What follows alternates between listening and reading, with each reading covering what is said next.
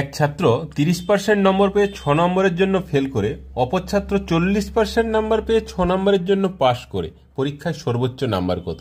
দেখো, যে 30% পেয়েছে সে পাস মার্কস থেকে 6 কম পেয়েছে, আর যে 40% পেয়েছে সে পাস মার্কস থেকে 6 বেশি পেয়েছে। আমরা যদি এক্স ধরি পাস মার্কস, তাহলে এক্স ধরে যদি করতে যাই তাহলে সময়টা কিন্তু অনেক বেশি লাগবে। তাহলে কম সময়ে কিভাবে আমরা করব? দেখো, দুটো পার্সেন্টেজের পার্থক্য কত? একজন 30% পেয়েছে, একজন 40% পেয়েছে। তাহলে পার্সেন্টেজের পার্থক্য কত? 40 মাইনাস 30, দ্যাট ইজ 10%। আর একজন 6 মার্কস বেশি পেয়েছে আর একজন 6 মার্কস কম পেয়েছে।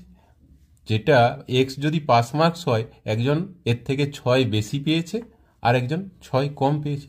তাহলে এই দুটো মার্কসের মধ্যে পার্থক্য কত? এদিকে 6 এদিকে 6, মানে টোটাল 6 প্লাস 6 12 মার্কের পার্থক্য রয়েছে। তাহলে এই 10%, দুটো পার্সেন্টেজের পার্থক্য কার উপরে দাঁড়িয়ে আছে? না, এই 12 মার্কসের উপর। তাহলে 10% ইকুয়ালস টু 12। তাহলে 100% ইকুয়ালস টু কত হয়ে যাবে? 120 হয়ে যাবে answer. Option B the answer.